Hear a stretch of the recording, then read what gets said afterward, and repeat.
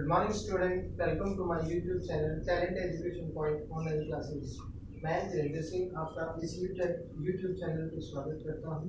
ईश्वर से प्रार्थना करता हूँ कि संसार में फैली भयंकर महामारी से आप सब स्वस्थ होंगे, सुरक्षित होंगे एवं तहे दिल से आप सोशल डिस्टेंसिंग एवं लॉकडाउन का पालन करने होंगे। इन्हीं शुभकामनाओं के साथ शुरू करते हैं आज के पीरियड का टॉपिक, जो हमारी 10वीं कक्षा की पोएम पर आधारित है, जिसका नाम है ट्रीज। सबसे पहले हम इस पोएम को समझेंगे, इसके बाद हम इस पोएम को लाइन टू लाइन एक्सप्लेन करेंगे ताकि आपको विस्तृत तौर पे ये समझ में आ सके। इसलिए आपसे अनुरोध है कि आप अपनी पुस्तकें निकालें और उसमें जो ये आपकी पोएम है द ट्रीज, इसको निकालें। ठीक है, द ट्रीज जो पोएम है आपकी एक कॉन्ट्रास्ट है, एक तुलना है उन पेड़ों के बीच में जो प्राकृतिक वातावरण में है और एक वो जो घर पे है। इस पोएम में जो कवि है एक कल्पना कर रहा है ऐसे दिन की जिस दिन पेड़ जो है वनों में न हो। आप उम्मीद कर सकते हो, कल्पना कर सकते हो कि वो दृश्य कितना भयंकर होगा जब पेड़ वनों में नहीं होंगे, पक्षियों को बैठने के लिए स्थान नहीं मिलेगा, कीड़ों को छिपने के लिए स्थान नहीं मिलेगा और मानव को सबसे बड़ी समस्या का सामना करना पड़ेगा। जीवित रहने के लिए जो हम स्वच्छ सांस लेते हैं, सांस लेने के लिए जो हमें स्वच्छ वायु ऑक्सीजन की आवश्यकता होती है, वो हमें प्राप्त नहीं हो पाएगा। इसलिए हमारा कर्तव्य बनता है कि हम पेड़ों को सुरक्षित रखें। आप सब जन्मदिन मनाते हैं, लेकिन मैं आपको एक सलाह देता हूँ कि आपको जन्मदिन के ऊपर इतना खर्चा करने की आवश्यकता नहीं है, बल्कि आप अपने जन्मदिन पे एक पेड़ अवश्य लगाएं, जो आपका प्रतीक होगा। जैसे जैसे आपकी आयु बढ़ेगी वैसे वैसे उस पेड़ की भी आयु बढ़ती चली जाएगी। तो इस पोएम में कवि जो है एक कल्पना कर रहा है ऐसी रात की जिस रात में पेड़ नहीं है, लेकिन कवि हमें ये बात कहता है नॉट टू वरी, हमें चिंता करने की आवश्यकता नहीं है। जो वन रात के समय पेड़ों से खाली हो रहे हैं, वही वन दिन सुबह होने तक फिर से पेड़ों से भर जाएंगे, क्योंकि जो पेड़ घरों में है वो घरों से बाहर निकलकर वनों की तरफ पहुंचेंगे और वन जो है फिर से पेड़ों से भर जाएंगे। आगे हम इस पोएम को लाइन टू लाइन समझेंगे कि कवि किस भाव से हमें ये बात स्पष्ट रूप में समझाता है। सो अपनी बुक्स निकालिए और आपकी पोएम निकालिए, जिसे हम लाइन टू लाइन अभी एक्सप्लेन आपको करेंगे। तो जो पहला स्टेंजा है आपका, उसमें देखिए, the trees inside are moving out of the forest, out into the forest, the forest that was empty all these days, where no bird could sit, no insect hide, no sun breathed its feet in shadow, the forest that was empty all these nights will be buried of the trees by morning। जैसे मैंने अभी अभी आपको कहा कि कवि जो है एक कल्पना कर रहा है ऐसी रात की जिस रात में पेड़ों से खाली होंगे क्या वन।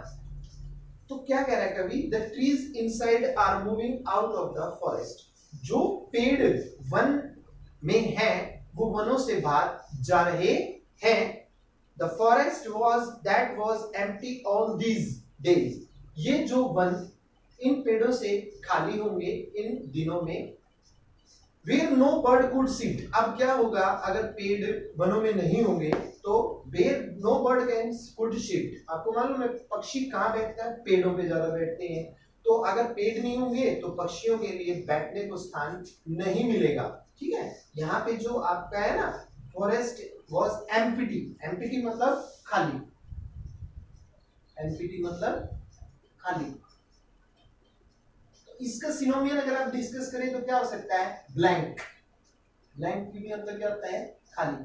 जैसे आप लोगों ने पढ़ा ना, fill in the blanks, fill in the blanks. Fill मतलब भरना, ब्लैंक्स मतलब जो खाली स्थान है उसको भरना। लेकिन यहाँ पे भरने से नहीं, हम भरने से ही है, लेकिन पेड़ों से अर्थ बताया गया है। तो कवि हमें बता रहा है कि the trees are moving out on to the forest, जो पेड़ है वो वनों से बाहर निकल रहे हैं। The forest that was all empty all these days, जब पेड़ वनों से बाहर निकल आएंगे तो वन क्या हो जाएंगे, खाली हो जाएंगे। किससे हो जाएंगे बेटा, पेड़ों से। और अगर ऐसा हुआ तो क्या होगा, बर्ड्स जो है, पक्षी जो है, उनको स्थान नहीं मिलेगा। किस चीज के लिए, बैठने के लिए। सीट का मतलब क्या होता है, बैठना। आप कंफ्यूज नहीं होना बेटा, सीट का मतलब बैठना। जैसे आप लोग को टीचर बोलता है टेक योर सीट या सिट डाउन, कृपया करके बैठे जगह। एक सीट क्या होती है, SEAT, सीट का मतलब यहाँ पे जगह से हो सकता है, ठीक है। तो यहां से आगे चलते हुए हमने ये समझा यहाँ तक कि जो ट्रीज हैं are moving out into the forest, वनों से बाहर जा रहे हैं पेड़, जिससे क्या हो रहा है, वन जो है वो खाली हो रहे हैं। किससे, पेड़ों से। पक्षियों को बैठने के लिए स्थान नहीं मिल रहा है क्योंकि पेड़ गायब हो रहे हैं वनों से। इसके अलावा जो इंसेक्ट्स हैं, कीड़े मकोड़े जो हैं, इंसेक्ट क्या होता है, कीड़े, इंसेक्ट मतलब कीड़े। ये जो कीड़े हैं या इंसेक्ट्स हैं, इनको स्थान नहीं मिलता है। किसके लिए, हाइड, छिपने के लिए। हाइड, छिपना। आपने बचपन में खेला भी होगा, एक गेम भी होता है जिसको हाइड एंड सीक बोला जाता है, लुकम छिपाई जिसे बोलते हैं। तो ये सिक वर्ड्स जो आपका आया है हाइड, इसका सिनोनिम क्या हो सकता है आपका, हाइड का सिक, ठीक है, हाइड का छिपना। नो सनी सन बरी इट स्पीड्स इन शैडो। आपको मालूम है पेड़ खड़ा होता है तभी उसकी परछाई होती है, अगर पेड़ ही नहीं होगा तो उसकी परछाई नहीं होगी। सूर्य की जो रोशनी है वो उसके ऊपर नहीं पड़ेगी और परछाई पेड़ की नहीं बनेगी। The forest that was empty all these nights, कवि जब इन रातों का उल्लेख कर रहा है, किन रातों का, कि जब वन खाली हो जाएंगे, किससे, पेड़ों से। तो इन रातों में वन जो है वो खाली होंगे पेड़ों से। will be full of trees by morning, और जैसे ही सुबह होगी ये पेड़ जो है भर जाएंगे, या वन जो है भरे जाएंगे, किससे, पेड़ों से। पेड़ जो है वापस आ जाएंगे कहां पे, वनों में। ठीक है बेटा, आगे चलते हैं। सेकंड स्टैंजा देखिए, पेड़ों को वनों में लाने के लिए क्या होगा, क्या करना पड़ेगा। All the night the roots work, जो रूट्स हैं या जड़ें हैं वो पूरी रातें क्या करेंगी, काम करेंगी। जड़ें काम करेंगी, रूट्स काम करेंगी या जड़ें काम करेंगी। किसके लिए, to डिस्नेज, डिस्नेज themselves from the cracks। जो पेड़ों की पेड़ होंगे वो अपने आप, पेड़ों की जो जड़ें हैं वो फैलेंगी। फैलने से क्या होगा, जो दरारें होंगी, क्रैक्स होंगी, उनके द्वारा वो जमीन से बाहर निकलेंगी और पेड़ जो है वो फिर से वनों में आ जाएंगे। इन द वेरेंडा फ्लोर, अब ये बात कहाँ की हो रही है, उन पेड़ों की हो रही है जो वनों में नहीं है बल्कि कहां पर है, घरों में है। पहले पैराग्राफ में हमने क्या पढ़ा कि जो वन है वहां से पेड़ घरों की तरफ आ रहे हैं। दूसरे स्टेंजा में हम क्या पढ़ रहे हैं कि जो पेड़ हैं घरों से वन की तरफ दोबारा जा रहे हैं। कैसे, दरारों से बाहर निकलते हुए, अलग अलग दिशाओं में स्प्रेड होते हुए या फैलते हुए। वरांडा के फर्श, फ्लोर, फ्लोर क्या होता है, फर्श, फ्लोर फर्श, फ्लोर फर्श। आपका ये कंफ्यूज वर्ड है, और अगर आप इसको ऐसे लिखोगे FLOUR फ्लोर, तो इसको आटा चक्की बोला जाता है।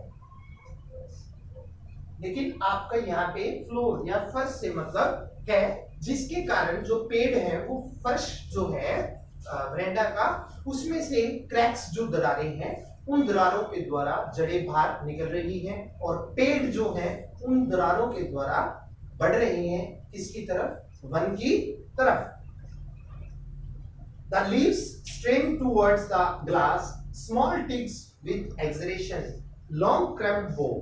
आपको मालूम है जो घरों में पेड़ होते हैं, जैसे आपने देखा होगा घरों के अंदर आप गमले के अंदर पौधा लगाते हो, वो पौधा हमेशा खिड़की की तरफ बढ़ता है। क्यों, क्योंकि उसे सूर्य ऊर्जा प्राप्त करनी होती है।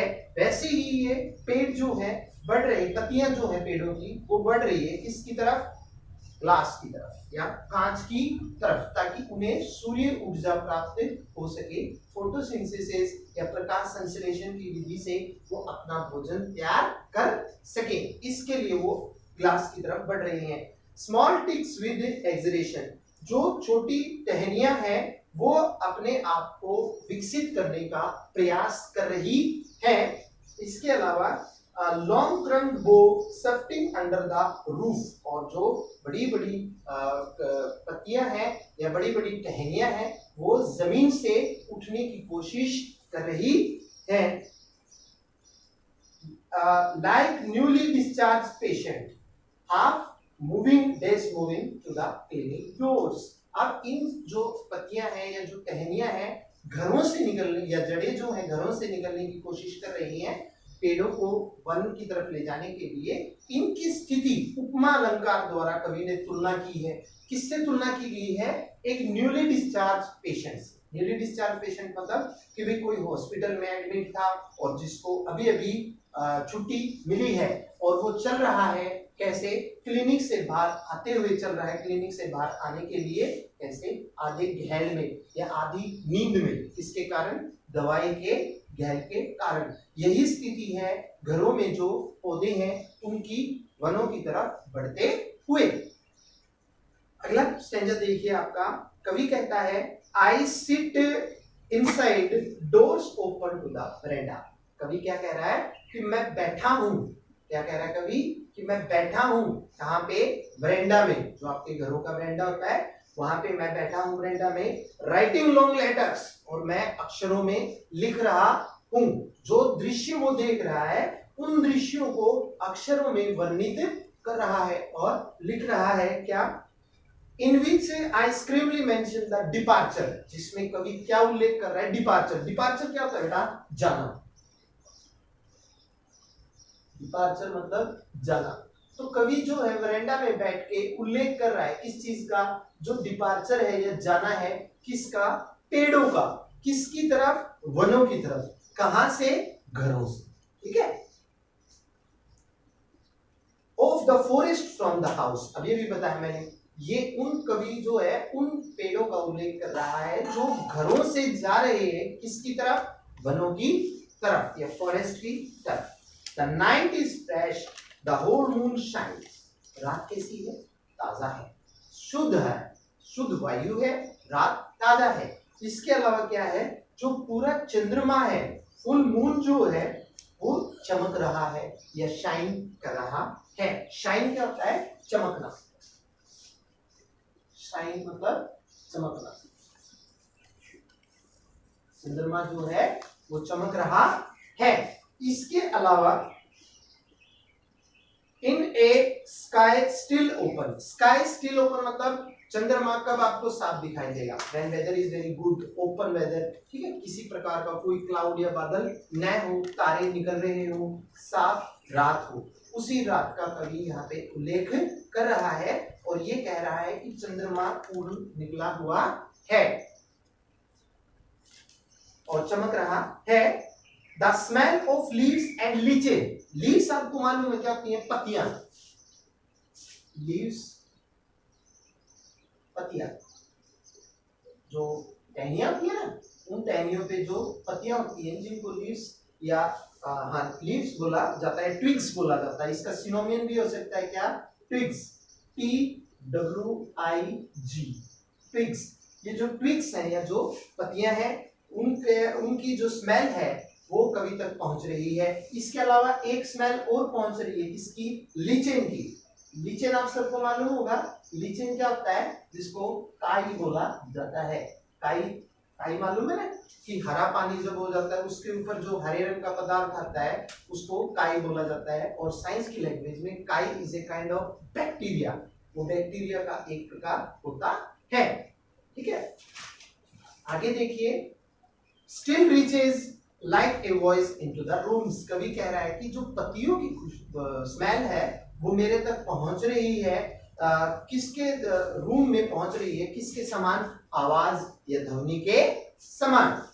My head is full of whispers. कवि कहता है कि मेरा जो दिमाग है वो पूर्ण रूप से भरा हुआ है, किससे? विस्पर्श से। विस्पर्श क्या होते हैं? विचार। तो कवि का दिमाग जो है वो भरा हुआ है, किससे? विचारों से भरा हुआ है। जिस समय कवि इन बातों का उल्लेख कर रहा है, पेड़ों का उल्लेख कर रहा है जो घरों से जा रहे हैं, कहां पे? वनों की तरफ। उन वनों की तरफ जो रात के समय खाली थे। Which tomorrow will be silent। अब कवि क्या कह रहा है कि आज मेरा दिमाग जो है विचारों से भरा हुआ है। क्यों भी?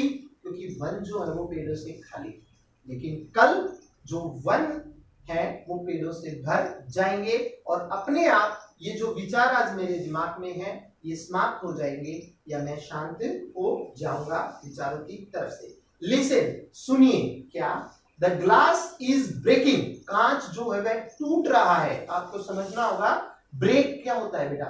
ब्रेक का मतलब होता है टूटना, टूटना, टूटना, ठीक है, टूटना, सॉरी, टूटना। लेकिन यहां पे अगर आप ब्रेक के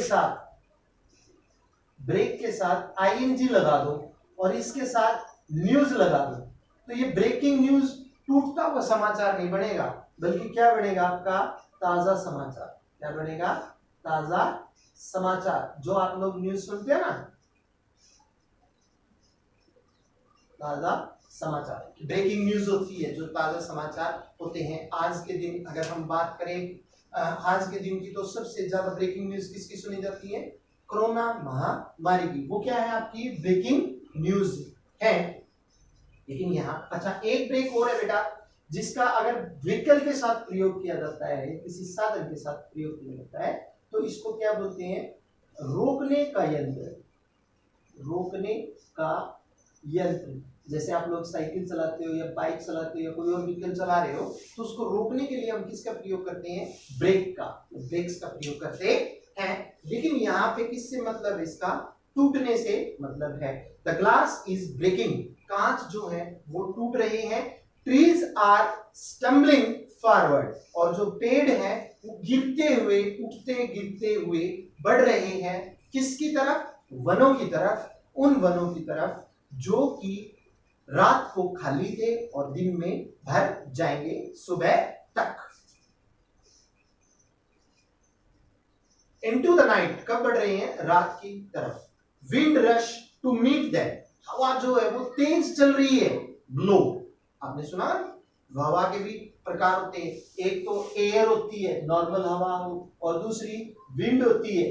तो नॉर्मल हवा तो जो हमें ब्रीथ, सांस लेने के लिए आवश्यकता पड़ती है साधारण, लेकिन विंड, तेज हवा जब होती है उसको विंड बोला जाता है। वैसे विंड्स रश, तेज बह रही है या ब्लो हो रही है, किस लिए? टू मीट देम, उनसे मिलने के लिए, पेड़ों से मिलने के लिए। हवा का कोई अस्तित्व नहीं है, कोई वजूद नहीं है। कब? अगर पेड़ नहीं है। आपको पता कैसे चलता है कि तेज हवा चल रही है? तभी पता चलेगा जब पेड़ इत्यादि होंगे। इसीलिए तेज हवा चल रही है। The moon is broken like a mirror. आसमान में चंद्रमा के सामने अगर बादल आ जाए, खंडित हो जाए, तो चंद्रमा जो है हमें प्रतीत होता है किसके समान? टूटे हुए मिरर के कारण। मिरर क्या होता है? ग्लास या कांच। मिरर, मिरर शीशा।